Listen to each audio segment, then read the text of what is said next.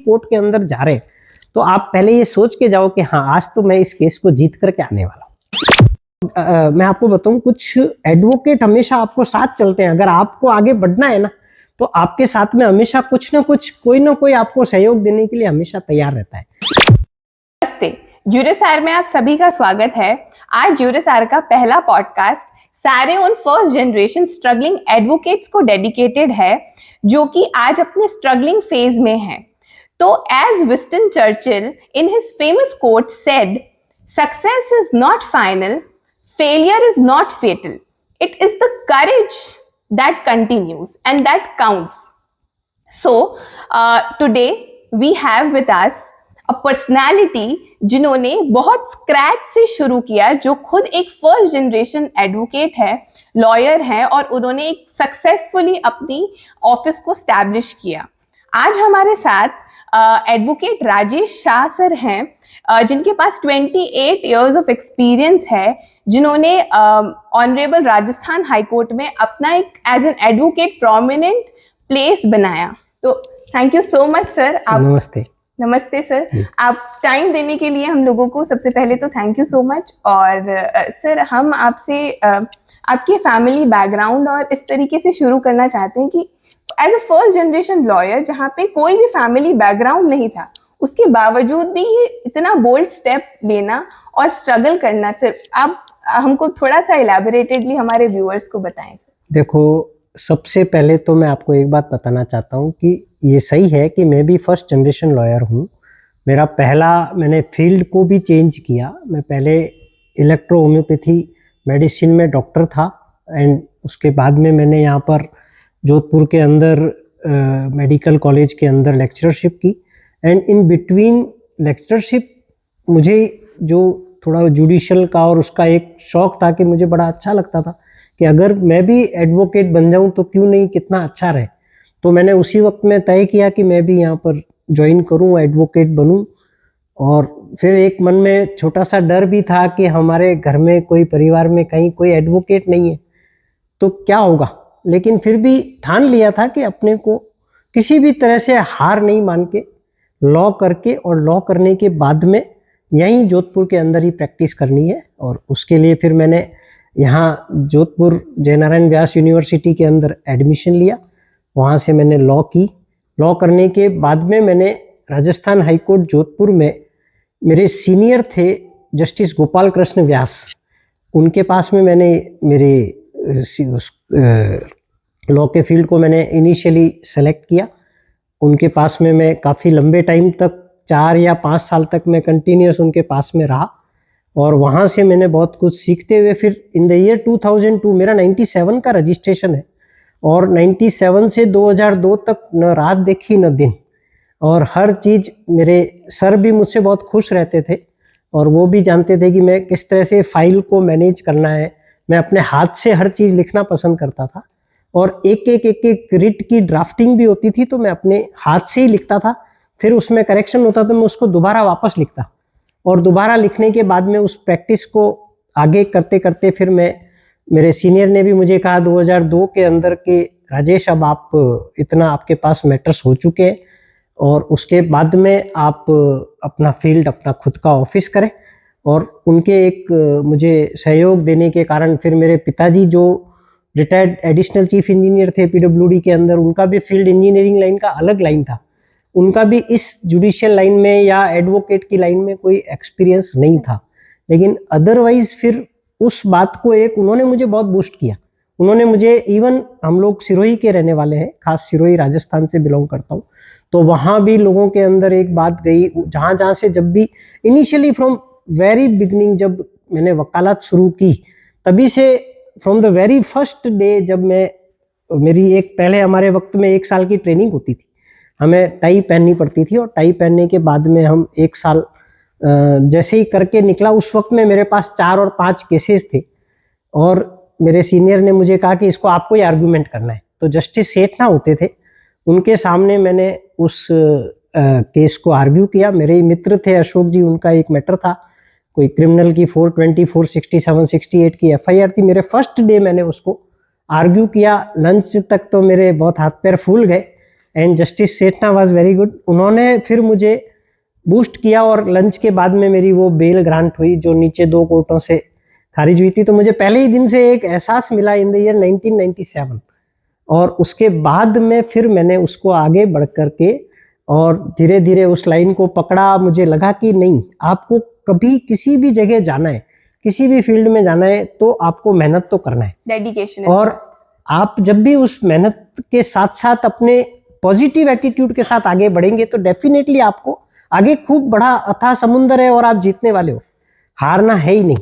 तो मैं उसी सोच के साथ में हर वक्त में जब भी मैं किसी केस को डील करता था तो ये जरूर मान के चला कि मैं जब भी किसी जज साहब के सामने कभी कोई मैटर को आर्ग्यू करूं तो अपनी पूरी मेहनत के साथ, फिर सारे जजमेंट्स के साथ में और बहुत ही ईमानदारी के साथ अपने इस करियर के साथ में मैं आगे बढ़ूं और जज साहब के सामने भी हर वो बात आगे रख दूं जिससे कि मेरा सारा उस रिसर्च के साथ में किया हुआ मेहनत मेरा परिणाम के साथ में वापस आवे। तो मुझे बहुत अच्छा रहा।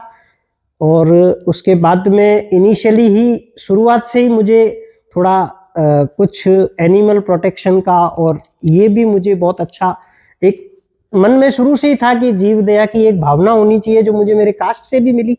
मैं जैन कास्ट से बिलोंग करता हूँ तो अहिंसा का एक बड़ा मन में था। तो जोधपुर की कुछ संस्थाएं थी, हमने उनको साथ में लिया, हमने एक टीम वर्क किया और जैसलमेर के 9 मंदिरों में पशु बलि चढ़ाई जाती थी।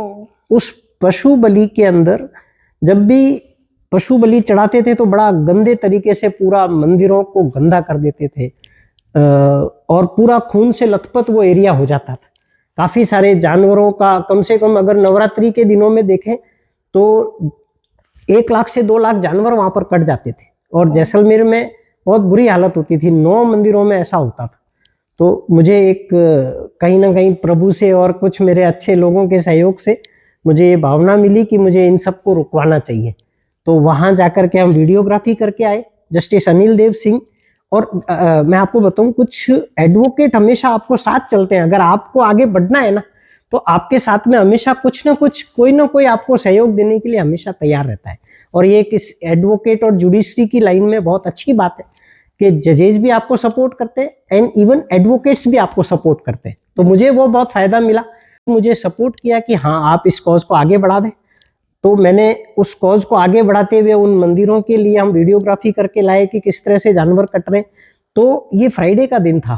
फ्राइडे को सुबह हमारी फाइल तैयार भी नहीं हुई थी और मैंने एक संस्था की तरफ से चीफ जस्टिस साहब के यहाँ रिक्वेस्ट करी, AAG महोदय को कोर्ट से मैंने रिक्वेस्ट करी कि अगर कोर्ट आपको रिक्वेस्ट करे तो आप कृपया करके आ जावे और हमें सपोर्ट करें, इस तरह का एक बड़ा कॉज है। तो हमने वहां पर प्राणी मित्र संस्थान के नाम से एक पिटीशन फाइल किया। उस पिटीशन में इतना बढ़िया रहा, चीफ जस्टिस ने इमीडिएटली कॉल किया कलेक्टर एंड SP जैसलमेर को और वहां से उन्होंने रिपोर्ट मंगाई और इमीडिएटली कोर्ट ने डायरेक्शन दिए कि तुरंत प्रभाव से सैक्रिफाइस को रोक दे। और अभी AAG is directed to convey the message to the SP and all administration of that temples. उन सभी मंदिरों के जितने भी लोग ट्रस्टी थे वगैरह सबको मना करें और वहां पर एक एक चौकी स्थापित करें और उसकी कंप्लायंस रिपोर्ट कोर्ट के सामने 2 बजे पेश करें लंच के बाद में। इतना इमीडिएटली एंड मैं आपको यही बता रहा हूँ कि पूरी जुडिशरी के अंदर सारे ही बहुत अच्छे तरीके से हर चीज को सोचते हैं और जो कॉज ऑफ जस्टिस है उसको डेफिनेटली सब बहुत अच्छे तरीके से इस बात को आगे करते हैं। और आप अगर करना चाहें तो आपके साथ में हमेशा सब लोग तैयार रहते हैं। ये इस फील्ड का बहुत बड़ी बात है एंड मैं बहुत थैंकफुल हूँ। काफ़ी अच्छे लोग थे, उन्होंने सपोर्ट किया। तो हम लोगों ने वहाँ प्राणी मित्र संस्थान के नाम से जो पिटीशन फाइल किया उसमें काफ़ी सारे कंट्रीज में ये टेलीकास्ट हुआ। इवन जोधपुर दरबार जो है उन्होंने भी इसको अप्रिशिएट किया और उन्होंने मुझे कुछ पैम्पलेट्स दिए।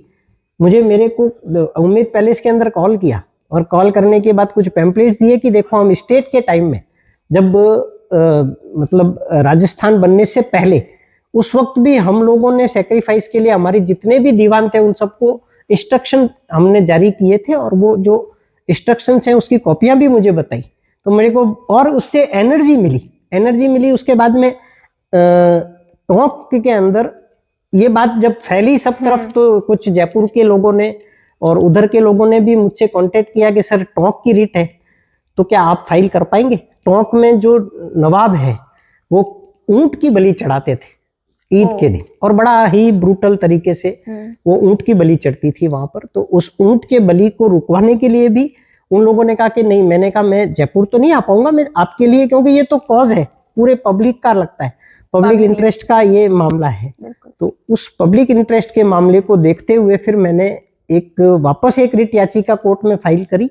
वो भी उन्हीं प्राणी मित्र संस्थान वालों को वापस तैयार किया कि सर आप आए, इस कॉज के लिए आगे आना चाहिए आपको। और वो आगे आए, उन्होंने भी इस बात को मुझे बहुत अच्छे तरीके से अप्रिशिएट किया। हम लोग एक एडवोकेट और थे, वो रिटायर्ड बैंक एम्प्लॉय थे, धनपत जी मेहता, उन्होंने भी इस बात को हमारे साथ बहुत मेहनत करी। वहाँ के कुछ लोग, टोंक के लोग और बाकी सब, जैसे इवन पूरे इंडिया से लोग इस बारे में बड़े चिंतित थे कि ये बलि बहुत गंदे तरीके से होती है। तो हमने वहाँ नवाब साहब को भी रिक्वेस्ट किया कि सर आप ये तरीका हटा दें, क्योंकि 2000 लोग एक ग्राउंड में बैठे हैं, ऊंट बंधा हुआ है, उसके मुंह पे कपड़ा लगा हुआ है, और फिर वो जैसे ही उसको गले पे भाला पड़ता था तो वो उछल के गिरता था। और गिरने के बाद में फिर वो जहाँ जो पब्लिक बैठी है वो उसके प्रसाद के रूप में सब ले जाते थे। तो वो बड़ा गंदा तरीका था। तो बाद में इस बात को नवाब साहब ने भी हमें अप्रिशिएट किया कि नहीं, ये आपकी बिल्कुल बहुत सही बात है। और फिर कोर्ट ने ऑर्डर किया यहाँ से कि immediately with immediate effect the camel sacrifice is prohibited. और वो पिटीशन चलती रही। उस पिटीशन के चलने के बाद में राजस्थान सरकार ने कैमल को ही एक प्रोटेक्टेड एनिमल डिक्लेयर कर दिया। तो बाद में तो नवाब साहब ने खुद ने वो पैम्पलेट निकाले कि अब ऊंट की बलि टोंक में नहीं चढ़ाई जाएगी। तो ये भी इस तरह की एक और मेरे को आगे बढ़ने के लिए इस तरह के कुछ कॉज थे जो मुझे बहुत सहयोग करे।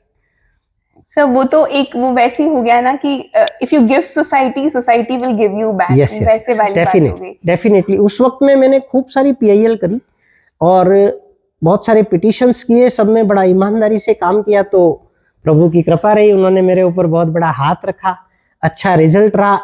जस्टिस, जजेज वगैरह उन सब के लिए हम लोगों ने अच्छे कॉज से आगे बढ़े, तो मुझे कुछ ना कुछ छोटा छोटा सपोर्ट मिलता रहा। और कुछ लोगों ने, मेरे कुछ मित्र हैं, वो मुझे ऐसे ही MC मेहता कह करके बुलाने लग गए। तो वो मेरे सीनियर एडवोकेट्स भी हैं, आज भी प्रैक्टिस कर रहे हैं। वो जब मिलते हैं तब मुझे यही कहते हैं, और मिस्टर MC मेहता क्या हाल है। तो वो एक इमेज बन गई। एक एडवोकेट की इमेज बनना भी अपने आप में एक अपने प्रैक्टिस के लिए बहुत अच्छी बात है। तो मुझे ये सब चीजों ने बहुत बूस्ट किया, क्योंकि परिवार में तो कोई एडवोकेट था नहीं और हम सिरोही से आते थे। जोधपुर बेसिकली कुछ वो नहीं था। तो फिर सिरोही से भी मुझे बहुत अच्छे एडवोकेट्स ने सपोर्ट किया। बहुत सारे ट्रस्ट का मैं एडवोकेट बना। जैसे एक विश्वविख्यात मंदिर है माउंट आबू के अंदर, देलवाड़ा। तो देलवाड़ा जैन टेम्पल का मैं बहुत बिगिनिंग में मुझे वहां पर मेरे को उसका एडवोकेट बनाया गया। वहाँ के कुछ मैटर्स मैंने लड़े। खूब सारे ऐसे ट्रस्ट हैं जहाँ मैंने अलग अलग जगह, एक गणकोटी ओमकारेश्वर महादेव करके एक ट्रस्ट है, उसका भी मैंने डील किया मैटर। तो ट्रस्टों में भी बड़ा एक नाम गया। जैसे नाकोड़ा का ट्रस्ट है जो जैन टेम्पल है, वहां पर भी गया। जिरावल एक जगह है सिरोही के आगे, वहां पर भी ये मैसेज गए। तो सब जगह फिर मिलते मिलते अब एक वो हो गया कि अगर कोई ट्रस्ट से रिलेटेड है, इवन भीलवाड़ा, चित्तौड़ और उस एरिया तक भी जो जुरिस्डिक्शन में आते हैं जोधपुर के, वहां पर भी ये बातें गई। तो वहां के भी सारे ट्रस्ट मुझे अपनी तरफ से एंगेज करते और अपने ट्रस्ट से रिलेटेड कोई भी मैटर हो तो ये कंसीडर करते कि नहीं, राजेश को अपन सबसे पहले इस ट्रस्ट एक्ट के मामलों में अपन इनको एडवोकेट बनाना चाहिए। तो ये सब चीजें करते हुए थोड़ा थोड़ा बनता रहा, कारवा चलता रहा, एक लिमिट में रहा, कभी आगे भागने की कोशिश नहीं करी। तो भगवान ने बहुत बड़ा हाथ रखा। सर वो तो हार्डवर्क और लक दोनों बहुत इंपॉर्टेंट है। और हार्डवर्क तो एडवोकेसी का बेस है, सर, नींव है। देखो, लक तो नो डाउट सबके साथ जुड़ा हुआ है, कहीं ना कहीं कुछ ना कुछ जुड़ा हुआ है, लेकिन हार्डवर्क के साथ पॉजिटिव एटीट्यूड। आपको हमेशा कोर्ट के अंदर कोई भी केस को फाइल करना है तो सबसे पहला देखो, एडवोकेट तो क्या करता है कि किसी भी जस्टिस को, जज को एक वो अपनी तरफ से हेल्प करता है टू डू जस्टिस। बिल्कुल सर।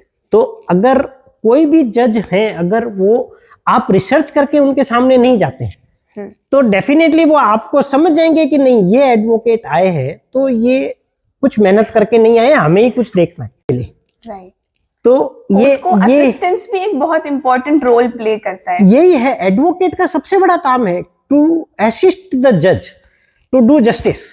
ये सबसे बड़ी बात है कि अगर आप रिसर्च करे बगैर जाते हैं, इवन आप ये, अच्छा एक और बहुत बड़ी बात है इस फील्ड के अंदर आने के बाद में मैंने ये सब चीजें देखी कि आप जब भी किसी कोर्ट के अंदर जा रहे हैं तो आप पहले ये सोच के जाओ कि हाँ आज तो मैं इस केस को जीत करके आने वाला हूं। अच्छा, हाँ, आपको मन में कभी भी ये नहीं होना चाहिए। कोर्ट में घुसने से पहले ही कुछ एडवोकेट होते हैं कि यार ये कैसे हो जाएगा, ये तो हो ही नहीं सकता, ये तो बिल्कुल गलत है, ऐसा तो होना ही नहीं चाहिए, ये गलत है, कैसे करेंगे, अपन कर ही नहीं पाएंगे। तो फिर तो आपका मतलब क्या, फिर आप एडवोकेट, तो फिर वो क्लाइंट ही चला जाएगा ना, जो करना है जज साहब को करना है। आपके लिए तो आप एक एडवोकेट है, और आप एक एडवोकेट के नाते आपकी एक बड़ी जिम्मेवारी है कि आप उस एटीट्यूड के साथ कोर्ट में जावें कि हाँ आज मेरे को मेरे जो क्लाइंट हैं उनके फेवर में ये एक डिसीजन लाना है। तो इससे बड़ी कोई आपकी हमेशा सोच, अगर आप ये लेकर के अंदर जाएंगे किसी भी कोर्ट में, पहला कदम रखते वक्त ये सोच के जाएंगे कि आज तो अपन अच्छा करके आएंगे, कुछ ना कुछ अच्छा रिजल्ट लेके आएंगे, डेफिनेटली उस वक्त में आपके साथ में भगवान का कहीं ना कहीं से कोई ना कोई हाथ ऊपर से आएगा। कुछ ऐसी चीज आपके दिमाग में आएगी आर्गुमेंट करते वक्त कि आप उस आर्गुमेंट को करेंगे और जज साहब को वो वाकई में वो दिमाग में बैठेगी कि यार ये बिल्कुल सही बोल रहे हैं, ये वाली बात तो इनकी बिल्कुल सही है और वाकई में ये इस डॉक्यूमेंट से इससे इसको रिलेट करके हम इस जजमेंट को आगे बढ़ा सकते हैं। तो डेफिनेटली आपको रिजल्ट मिलेगा। और इस तरह का मेरे साथ में तो बहुत बहुत बार हुआ है। अच्छा, मेरे साथ में जो भी जुड़े आज दिन तक, सबको मैंने यही कहा कि आप कभी हार के कोर्ट में मत जाना, आपको कोर्ट में कदम रखना है। आप बीइंग अ यंग लॉयर, आप नए आए हो, तो आपकी सबसे पहली सोच ही दिमाग में एक होनी चाहिए कि आप जब भी कोर्ट में कदम रखें, अपना पहला कदम इसी आशा के साथ रखें कि आज तो हम जीत करके आएंगे। और इस बात को लेकर के मेरे सारे जितने भी मेरे पुराने से लेकर आज दिन तक जो मेरे साथ में बाद में मेरे से जुड़े, मेरे साथ में रहे, उनके दिमाग में, दिल में हमेशा ये बात बैठती है कि सर एक बात तो जरूर कहते हैं कि आप हार के अंदर मत जाना। पहले से ही हार गए तो आप क्या आर्ग्यू करोगे। तो आप जब भी कोर्ट के अंदर प्रवेश करो, दैट इज डेफिनेटली हम निकाल के लाएंगे, हमारी मेहनत है, हमारे पास ये 10 जजमेंट हैं और डेफिनेटली हम अपने इस केस को इस तरीके से जज साहब के सामने रख पाएंगे कि वो हमारे पक्ष में निर्णय कर सके। बिल्कुल। और आपकी वही मेहनत है जो आपको आगे बढ़ाती है, ये पक्की बात है। और मैं आप सब ये सारे यंग एडवोकेट्स को और सबको ये कहना चाहूंगा कि मेहनत आपको पूरी करनी चाहिए, रिसर्च में कोई कमी नहीं रखनी चाहिए। आपको कोर्ट जाने से पहले इतनी रिसर्च होनी चाहिए कि जज साहब को भी लगे कि हाँ ये कुछ ना कुछ लेकर के आए हैं। ऐसा नहीं लगना चाहिए जज साहब को कि आप बिना मेहनत आ गए, बस आपने हमारे सामने कागज रख दिया। आपकी प्लीडिंग में भी इतना ही अच्छा वो होना चाहिए। जब आप कुछ लिख करके कोर्ट के सामने जाते हो, सबसे अच्छी बात आपकी यही होती है कि आपका जो प्लीडिंग पार्ट है वो अच्छा होता है, तो जज साहब को भी वो लगता है इम्प्रेसिव कि हाँ वो इम्प्रेसिव लगता है। वो अपन जब भी किसी भी तरह से जाते हैं कि सर अच्छा, आप कभी कोर्ट के सामने अनफेयर माइंड से बिल्कुल नहीं जाना चाहिए। आपको अगर कुछ भी करना है, आप बिल्कुल कोर्ट के सामने ओपन रहेंगे, कोर्ट के सामने आप उन सब चीजों को अच्छे से बताएंगे कि बात ऐसी है सर, और इसके साथ में इस तरीके से ये हो गया, तो डेफिनेटली कोर्ट भी समझेगी कि यार इन्होंने बिल्कुल फेयरली हर चीज बताई है। तो अब कानून कहां पर आ रहा है, किस जगह मुझे रास्ता मिल रहा है। हो सकता है कुछ चीजें, देखो ऊपर जज जो बने हैं वो ऊपर तक पहुंचते पहुंचते इतनी मेहनत लगी है कि वो डेफिनेटली, आपके पास तो एक ही केस आया, उनके पास दिन भर में 200 केस आते हैं, 500 केस सुनते हैं, तो उन्हें वो पता होता है कि कहीं ना कहीं इसका ये लाइन ऑफ एक्शन आपके साथ जुड़ चुका है। तो जज साहब भी जब आप निर्णय करते हैं तो वो अपने उस बात को सामने रखते हैं कि इन्होंने मुझे बहुत अच्छे से हर चीज को बताया है, तो डेफिनेटली मुझे भी निर्णय करने के अंदर बहुत आसानी रहती है, तो अपने को डेफिनेटली फायदा मिलता है। सर, तो मतलब एडवोकेसी में सिर्फ 2 ही मंत्रा काम करते हैं, एक तो हार्डवर्क और रिसर्च, और दूसरा पॉजिटिविटी और साथ में एक ईमानदारी। आप अपने क्लाइंट के प्रति ईमानदार रहे। आपके एक और बात है, मैं आपको बता दूं, जो गांव से जो आता है ना, वो ये आशा लेके आता है कि हाईकोर्ट के वकील साहब है, इनके पास में उस ज्ञान का भंडार है कि मुझे कहीं ना कहीं ये निकाल के कुछ ना कुछ अच्छा देंगे। उसको ये पता नहीं है, वो चालाक नहीं है, वो बिल्कुल चालाक नहीं है। उसमें हो सकता है 2 से 5% का कहीं ना कहीं कुछ वो रहता है, लेकिन जब वो व्यक्ति आपके पास आता है तो इसी आशा के साथ आता है कि ये कुछ, क्योंकि उन्हें तो कुछ पता नहीं है क्या करना है, कागज भी आपको मंगा के लेने हैं, उनसे एक एक चीज आपको इकट्ठी करनी है कि भाई तुम मुझे ये ला करके दो, तुम मुझे ये ला के दो।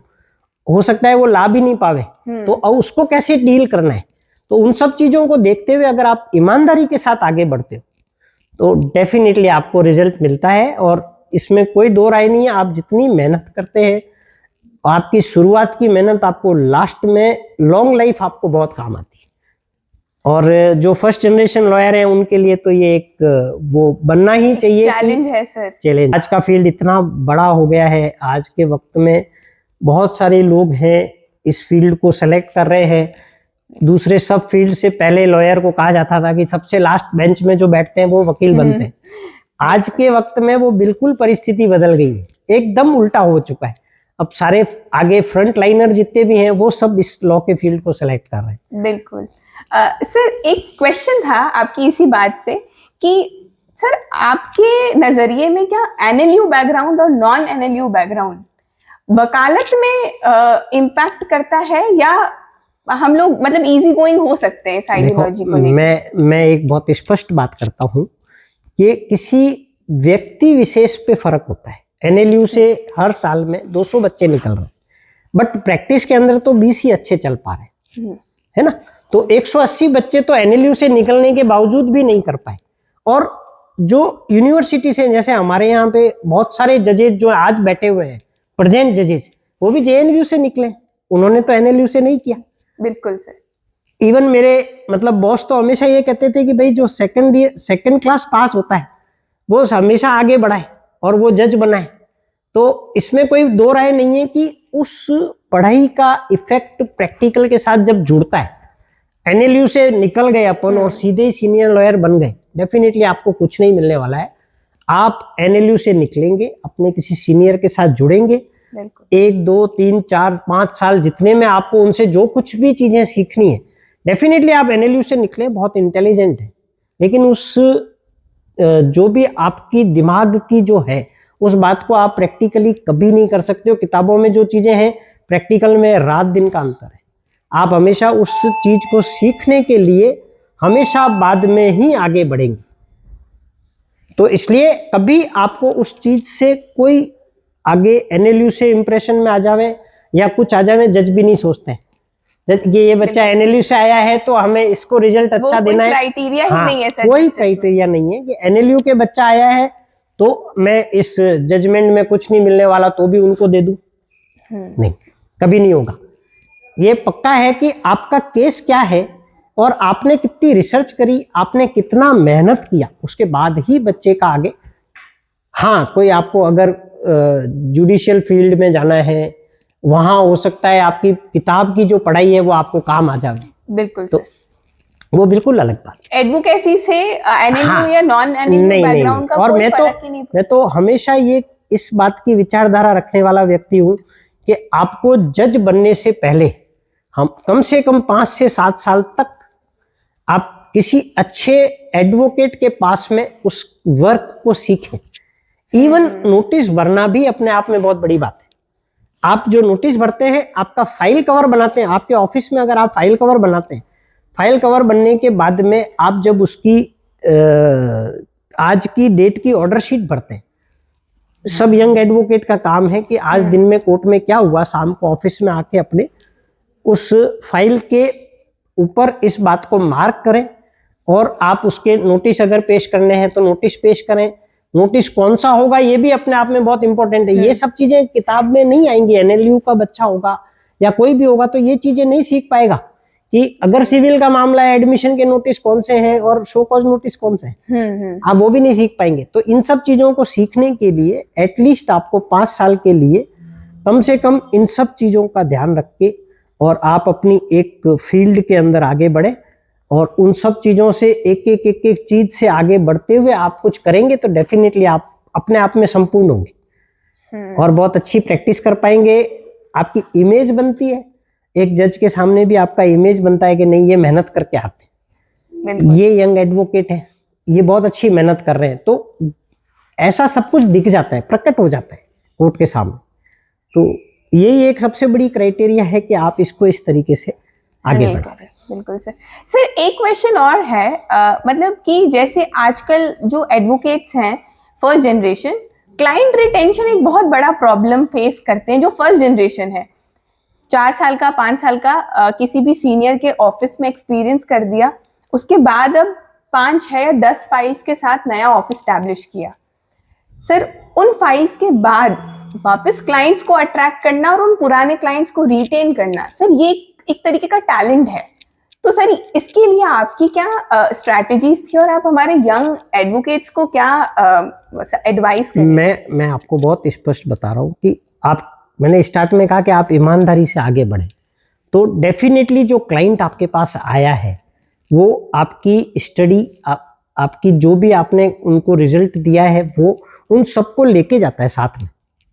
जब वो क्लाइंट एक अपने गांव पहुंचा, वहां जाकर के बात की कि भाई मेरे तो वकील साहब बहुत अच्छे हैं, इन्होंने मेरे साथ पूरा ईमानदारी के साथ काम किया, केस का रिजल्ट क्या है उससे नहीं, हर आदमी समझता है इस बात को, हर आदमी इस बात को समझता है कि रिजल्ट क्या है उसका इन चीजों से कोई लेना देना नहीं। ये जरूर है कि मेरे वकील साहब ने मेरे पक्ष में जान लगा दी, और वो बात अगर किसी दूसरे आदमी को वो जाकर के बोलता है तो 1 से 2, 2 से 4, 4 से 8, और इसी तरीके से आगे बढ़ते हुए वो सारा अपना जो वकालत का अपना पेशा है उसकी गरिमा को बहुत बढ़ाते हैं। और ये मेरे साथ भी हुआ है, मुझे भी शुरू में चैलेंजेस मिले, खूब चैलेंज मिले। इवन मैं आपको मेरा एक एग्जांपल बताना चाहता हूँ। सिरोही में एक सिविल के बहुत अच्छे लॉयर थे, अजीत कुमार जी शाह जी। वो उन्होंने मुझे फर्स्ट अपील भेजी, मेरा तीसरा ही साल था उस वक्त, ये 2000 की बात है, उन्होंने फर्स्ट अपील भेजी।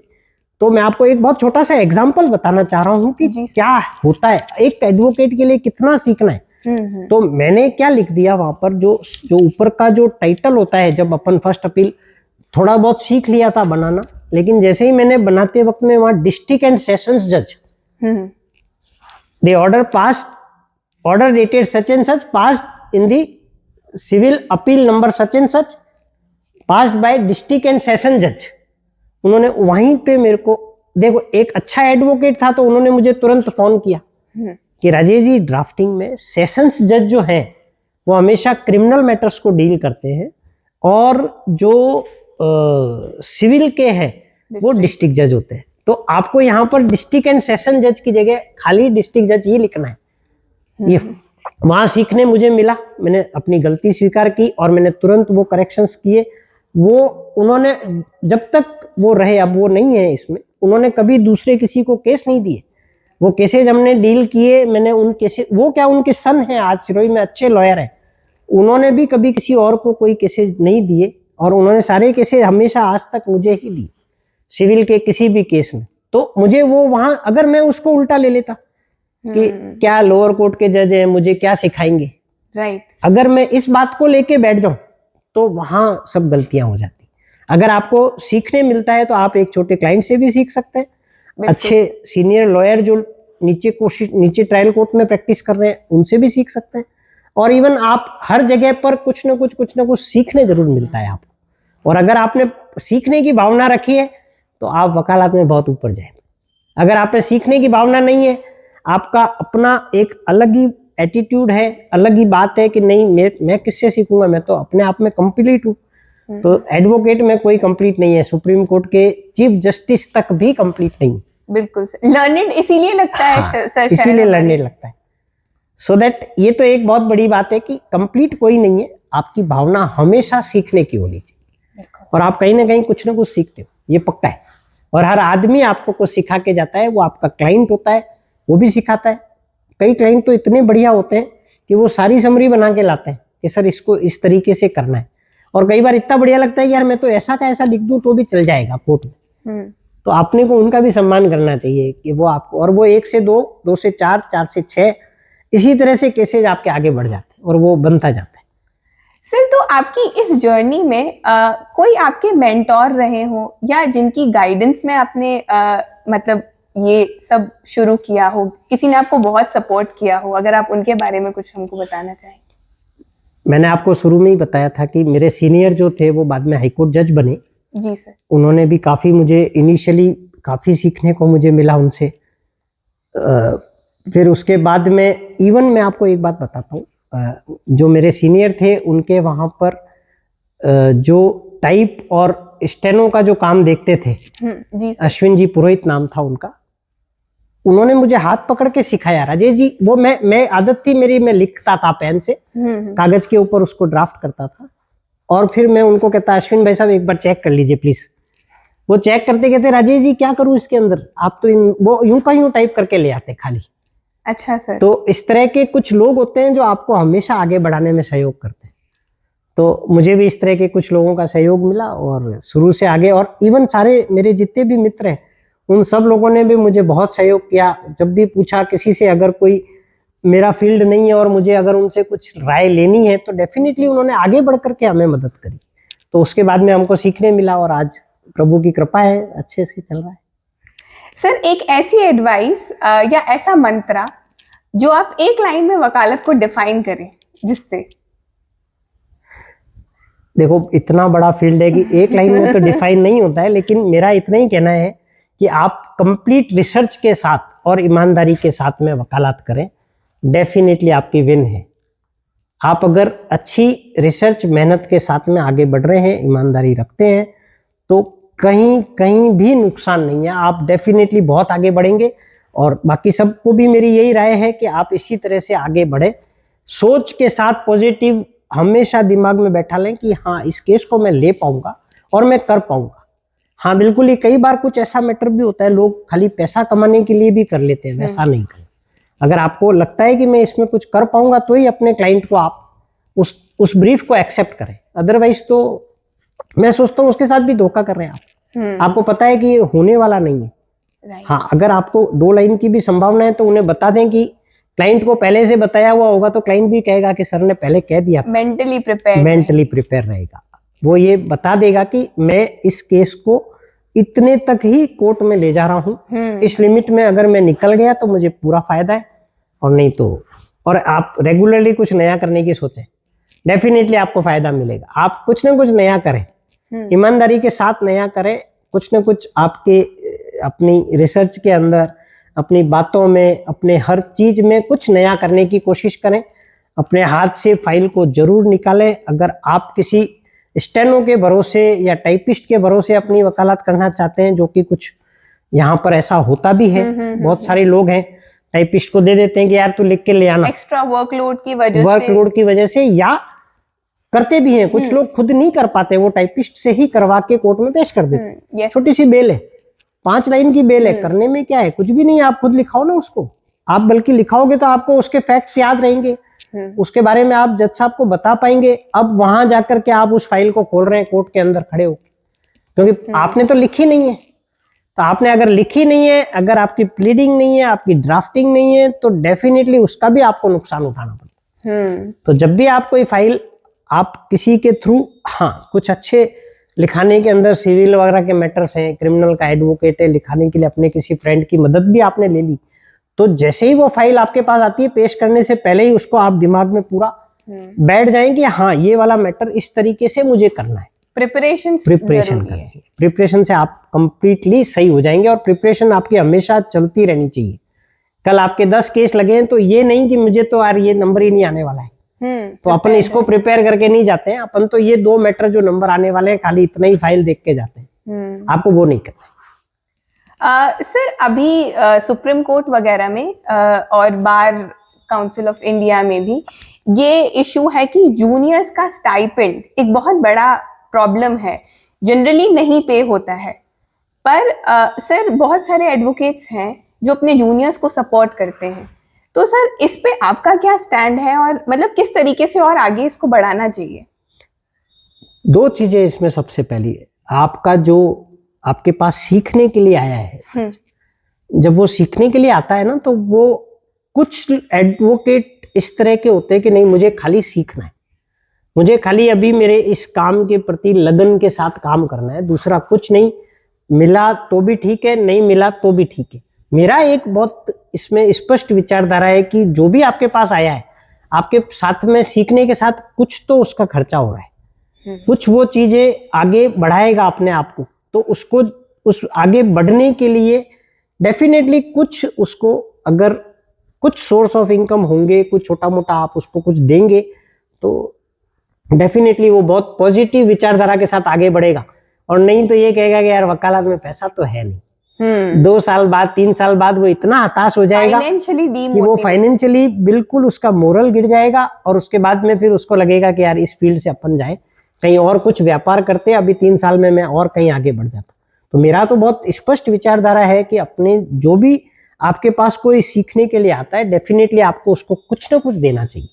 आपको मिला नहीं मिला वो एक दूसरी बात है, आपको आपके सीनियर ने दिया नहीं दिया, क्योंकि आप में हिम्मत थी, आप आगे बढ़ गए, आज आप भी इसी तरीके से आगे आए हो, तो डेफिनेटली आपके साथ में जो जुड़ रहा है वो भी इसी आशा से आगे आ रहा है कि मैं भी कभी आगे जाकर के एक अच्छा एडवोकेट बनूंगा। और मुझे तो, मैं जानता हूं कि मैं जब यहाँ आया तो रेंट पे रहता था। रेंट पे रहने के बाद में मैंने एक छोटा सा फ्लैट लिया, सब कुछ भगवान की दया से। पहले 800 कार थी, फिर वैगनआर आई, आज प्रभु कृपा से मेरे पास इनोवा भी है, एक मैं 5400 स्क्वायर फीट के बंगले में रह रहा हूँ। तो ये सब चीजें कहीं ना कहीं, मेरे तो बैक में कोई नहीं था exactly. मुझे सब कुछ अपने आप में ही ताकत मिलती रही और आगे से आगे होता गया, कहीं जरूरत नहीं पड़ी। तो आपके साथ में भी ऐसा ही होगा। आप पैसा, आपको जो भी मिलता है, आप उसका खर्चा अगर कंट्रोल से करते हैं तो डेफिनेटली आप इस फील्ड में टिके हुए रहेंगे। और टिके हुए अगर आप 2 साल रुक जाते हैं, मैं आपको सही कह रहा हूँ, इतना बढ़िया फील्ड है कि आप 2 साल 3 साल तक अगर आप वहां पर टिक गए तो डेफिनेटली 2 साल 3 साल के अंदर आपके पास खुद के इतने केस हो जाएंगे कि सीनियर को कहेंगे कि सर मेरे पास ये 2 मैटर आए हैं और आप मेरे को इसमें हेल्प करो, लिखा। और कोई आज पूरे कम से कम राजस्थान हाईकोर्ट जोधपुर के अंदर मैं सारे सीनियर की तारीफ करता हूँ कि वो अपने हर जूनियर को मदद करते और उनके ड्राफ्टिंग वगैरह हर चीज में उनको सहयोग करते, कुछ ना कुछ उन्हें पक्का देते जैसे कि वो आगे बढ़े और उनको अपनी मदद हो सके। सर मेरी किसी से बात हुई थी फर्स्ट जनरेशन लॉयर से ही, तो उन्होंने मुझे ये बताया कि उनके ऑफिस में ये चीज अलाउड नहीं है बिकॉज ऑफ कॉन्फिडेंशियलिटी या बहुत सारे दूसरे कारण की वजह से कि कॉन्फ्लिक्ट ऑफ इंटरेस्ट ना हो जाए। उनके ऑफिस में अलाउड नहीं है कि वो कहीं और बाहर दूसरे क्लाइंट से कांटेक्ट करके वो अपनी फाइल्स प्रेजेंट करे। तो ये एक प्रिवेलिंग प्रॉब्लम है। ये प्रॉब्लम है। अगर ये ऐसी प्रॉब्लम है तो मैं जहां तक सोचता हूँ सीनियर को उनको रिक्वेस्ट करनी चाहिए कि सर ये चीज, हाँ हो सकता है किसी का व्यक्तिगत इस तरीके का वो हो कि मैं बहुत अच्छा सिखा सकता हूँ किसी को, तो मेरे एक अलग ही वो बनेंगे, मेरे नियम अलग होंगे, इससे कुछ फर्क नहीं पड़ता है। उसके पास अगर वो क्लाइंट आया है तो डेफिनेटली उस सीनियर की भी ये एक वो बनती है कि वो उनको हेल्प करे, क्या ला मैं दिखा दूंगा तेरा, चिंता मत कर, इसमें इस तरीके से देख लेना, ये 1974 का जजमेंट है, एक बार इसको निकाल के पढ़ लेना। और अगर आप उसकी उस तरीके से हेल्प करोगे डेफिनेटली वो आज नहीं, 5 साल नहीं, 10 साल नहीं, 20 साल नहीं, आपको डेफिनेटली याद करेगा और वो कहेगा कि मेरे को मेरे सीनियर ने बहुत हेल्प करी। मैं तो बल्कि मेरे जितने भी जो और मेरे साथ के एडवोकेट होंगे, सीनियर होंगे, उन्हें तो यही राय देता हूँ कि ऐसा तो नहीं करना चाहिए कि आप अपने, अगर किसी जूनियर के पास, वो आपके बच्चे की तरह है, उसके पास अगर कोई भी मैटर आया है डेफिनेटली उसको करने देना चाहिए और उसको हेल्प करना चाहिए कि मैं लिखा दूंगा, तभी आप इसको उस अपने जूनियर को आगे बढ़ा पाओगे और इस एक फील्ड की गरिमा भी आगे बढ़ेगी।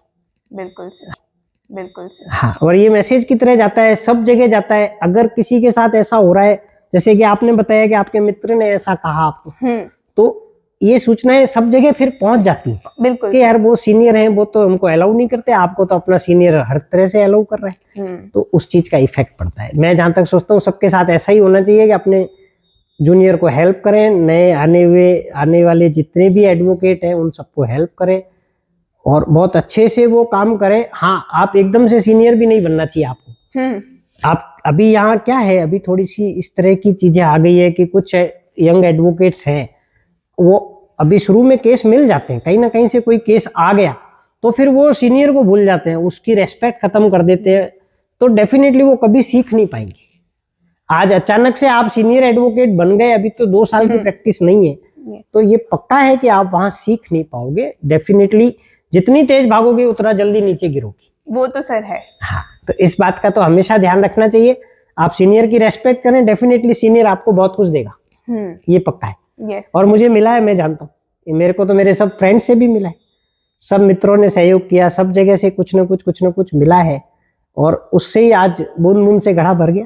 सर, एडवोकेसी ऐसा लगता है जैसे कि मतलब बहुत क्लोजली निटेड ग्रुप है लोगों का, जो स्ट्रॉन्ग बाउंड एक मैसेज देता है प्रोफेशनलिज्म का। 100%। तो कॉम्पिटिटिवनेस का कोई इशू ही कुछ नहीं है। मैं आपको एक बात बता देता हूँ, आप देखें, जब मैं कोर्ट में आया था, जब मैंने 97 में मैंने वकालत चालू करी, तो उस वक्त में अगर अपन देखते हैं, आज आप ऑनलाइन सारा कुछ ओपन है, अगर आप देखेंगे कि टोटल साल में टोटल रिट कितनी होती थी, अगर अपन उसको देखने जाएंगे तो वो 3-3.5 रिटें होती थी साल भर में। ऑल ओवर जोधपुर के जितने भी जुरिस्डिक्शन में हैं, तो मुश्किल से 3-3.5-4 हजार 5,000 तक लास्ट पहुंचते थे। बड़ा खुश होते थे कि यार आपके रिट 5,000 रिटें हो गई। लिमिट में लोग थे रीड करने वाले, और बहुत अच्छे सीजन्ड लॉयर थे, जो बहुत चीज आज भी मतलब वो इंस्टीट्यूशन मानता हूं मैं उन सबको। बात करते हैं तो हमें लगता था कि क्या है। जस्टिस विनीत कोठारी, मतलब उनके बातों से ही हमको लगता था कि यार वो इतना सब कुछ कैसे, वो इनकम टैक्स भी जानते हैं, वो दूसरा भी जानते हैं, साथ में वो काफी सारे इस तरह के जजेज हैं जो जज बनने के बाद में उनको, वो क्रिमिनल की फील्ड में थे और अचानक उनको सिविल का काम मिला, और उसमें भी उन्होंने 200 जजमेंट निकालने चालू कर दिए। तो वो एक उनकी अप्रोच थी, उनकी सोच थी, और उसके कारण यहाँ वो आगे बढ़ गए। उस वक्त में टेक्नोलॉजी भी इतना रोल था ही नहीं, रिसर्च एक तरीके का डिफिकल्टी था। हाँ, अभी तो अब वो 3,000 होती थी, फिर बाद में बढ़ करके 5,000 पे आई, 7,000 पे आई, और आज की स्थिति 2024 में जोधपुर का अगर रिट का देख लें तो 21,000 से ज्यादा रिटें हो चुकी हैं। तो हम तो 10% में स्टार्ट किया था उस वक्त में, आज यहाँ आकर के इतना हो गया। तो ये पक्का है कि जो दूसरी नई जो आ रही है खेप, वो सबका यहाँ पर कुछ ना कुछ तो एडजस्टमेंट है। पहले वो 200 केस होते थे तो भी वो बड़ी सरवाइव करते थे हर आदमी। सीनियर एडवोकेट के भी 200 की फाइलें होना बहुत बड़ी बात होती थी कि यार सर के 200 केसेज हैं साल में, हाई कोर्ट लेवल के 200 केस होना भी अपने आप में बहुत बड़ी बात होती। और मतलब आज 21-22 हजार अगर हो गए तो उसी रेशियो में आगे बढ़े, एडवोकेट बढ़े। उस वक्त में एडवोकेट 1,800-2,000 होते थे, अब एडवोकेट बढ़कर के 8,000 हो गए। तो उन सबके लिए केसेज भी बढ़े, केस की संख्या भी बढ़ी। और बाकी तो अब 2000 के बाद में ही ये सब चीजें एकदम से चालू हुई, लोगों का विश्वास कायम हुआ। कहीं एडमिनिस्ट्रेशन की कमी रही, एडमिनिस्ट्रेटिव साइड में लोगों को निर्णय नहीं मिल पाए, मिले तो उल्टे सीधे मिले, कहीं ना कहीं कुछ गलत हुआ, तो जुडिशरी पे फेथ बढ़ गया। अचानक से जुडिशरी पे फेथ बढ़ने का भी एक रीजन ये रहा कि यहाँ पर केसेज आगे बढ़ते रहे। बिल्कुल। तो लोगों में विश्वास कायम हुआ कि यार अपन मतलब रेवेन्यू से कुछ नहीं ले पाएंगे, तहसीलदार पटवारी जो भी है वहां हमें कुछ नहीं मिलने वाला है। आप तो इस केस को कैसे भी करके अगर जुडिशियल साइड में ले जाते हैं तो आपको डेफिनेटली अच्छा निर्णय मिलेगा। हो सकता है आपके फेवर में मिले, हो सकता है आपके खिलाफ मिले, लेकिन आपको एक अच्छा सेटिस्फेक्शन मिलेगा। राइट। ये एक भावना जागृत हुई तो केसेज की संख्या बढ़ गई अचानक। तो ये जितनी संख्या बढ़ी है तो उतने ही एडवोकेट बढ़े हैं, तो कोई इशू नहीं है। मैं जहां तक सोचता हूँ कि अभी भी बहुत अच्छा स्कोप है, बहुत अच्छी बात है, यंग एडवोकेट के लिए बहुत लाइन है, और आप ईमानदारी के साथ अच्छी मेहनत से आगे बढ़ेंगे, डेफिनेटली कुछ अच्छा मिलेगा।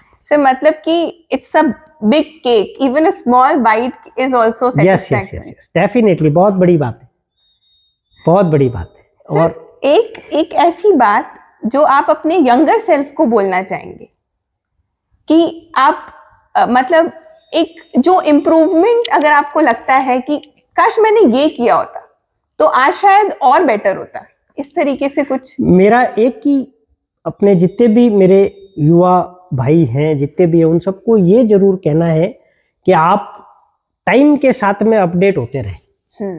हम लोग जो हैं अभी हम पुराने और दकियानुसी एडवोकेट में काउंट होते हैं, क्योंकि हमने अपने टाइम के साथ हो सकता है नई चीजों को गेन नहीं किया। जैसे आज क्या हुआ है, ऑनलाइन ई फाइलिंग हो रही है, इससे बढ़िया कोई सिस्टम नहीं है।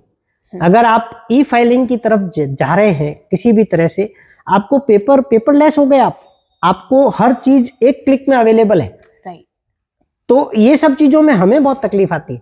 आज मुझे कंप्यूटर करना है, मैं बैठ करके एक एक वो शब्द को ढूंढता हूँ कि कहाँ है, ए कहाँ है, ए कहाँ है। तो अब मोबाइल के कारण इतनी तो आदत पड़ गई कि चलो फटाफट थोड़ा सा स्पीड बढ़ गई। बीइंग अदरवाइज मैं ये सोच रखता हूँ कि जितने भी यंग एडवोकेट है, टाइम के साथ हमेशा अपने आप को अपडेट करना, अपडेट करने के साथ साथ रिसर्च से कंप्लीट रहना, तो डेफिनेटली आप आगे बढ़ेंगे बढ़ेंगे बढ़ेंगे, कोई रोकने वाला नहीं है आपको। और बहुत अच्छी आपकी लाइफ है। जितने भी एडवोकेट मैं मेरे फ्रेंडशिप में सबको जानता हूँ, आज they are gaining like anything. इतना बढ़िया कर रहे हैं, इतना अच्छा कमा रहे हैं। मेरा क्लब है पूरा, डॉक्टर सचिन आचार्य, डॉक्टर विकास बालिया, मनोज भंडारी साहब, राजीव पुरोहित साहब, आज अपने आप में ही एक बड़ा नाम है। सुनील बेनीवाल, ब्रांड नेम है। जो मेरा क्लब है, मेरे 10 मित्रों का हमारा एक ग्रुप है। हाँ जी। उनमें मतलब हमें इतना आपस में ही वो मिलता है कि हम क्या मतलब वो करें। तो अपने आप में ये इतना बड़ा एक नाम हो गया। और सब, मुझे लगता है जैसे सचिन है, उनके भी घर में कोई एडवोकेट नहीं थे। अच्छा। हाँ, घर में मतलब पीछे से कोई किसी को सपोर्ट नहीं मिला है, उस तरह के बहुत सारे लोग हैं। विनोद शर्मा जी हैं। तो ये सब लोग इसी तरह से आगे बढ़े कि मतलब उन्हें फैमिली बैकग्राउंड में कोई एडवोकेट नहीं मिला, बट वो इतना अच्छा कर रहे हैं कि आज जोधपुर में बड़ा अच्छा नाम है हाईकोर्ट।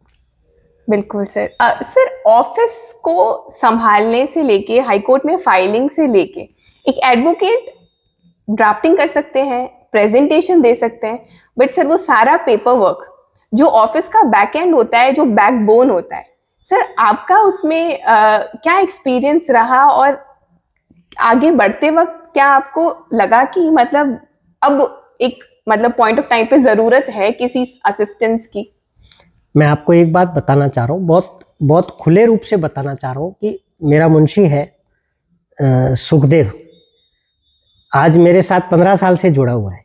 और मेरे को अगर फाइल भी कभी पता करनी है कि यार ये फाइल कहाँ पड़ी होगी, तो मेरे को रात में भी अगर 8 बजे भी मैं या 11 बजे भी मुझे ज़रूरत है कि ये फाइल कहाँ है, तो मैं उनको फ़ोन करूँगा। वो करवट से यहाँ आता है 40 किलोमीटर, और 40 किलोमीटर आने के बाद भी उसके दिमाग में ये, उसको पता है कि ये फाइल कहाँ पड़ी है, कि सर वो आप उधर जा करके देखोगे डेफिनेटली फाइल मिल जाएगी। तो मैं वहाँ जाता हूँ, वहाँ फाइल मुझे मिलती है।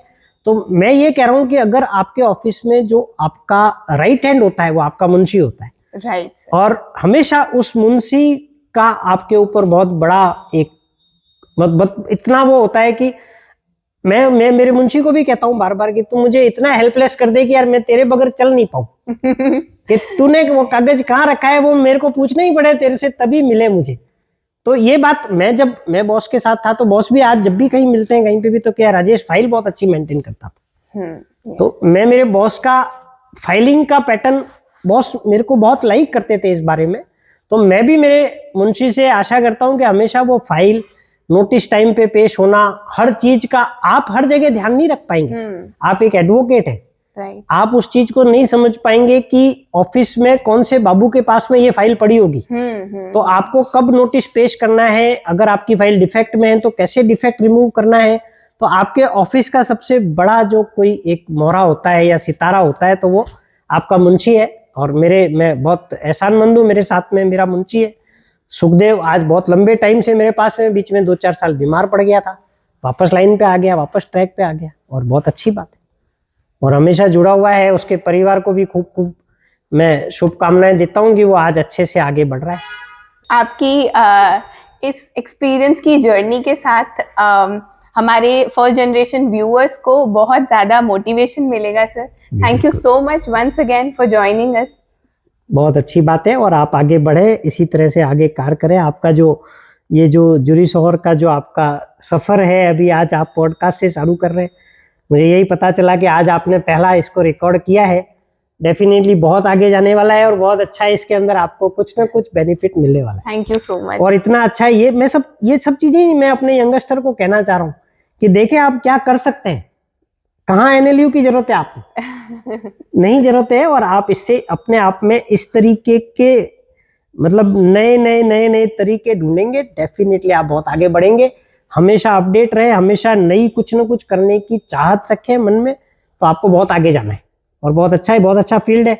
आपके सोशल स्ट्रक्चर में भी आपको बहुत फायदा करता है। एडवोकेट हमेशा समाज में बहुत अच्छा एक प्रतिष्ठित पद माना गया है।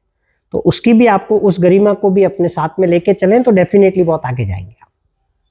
नमस्कार। Thank you.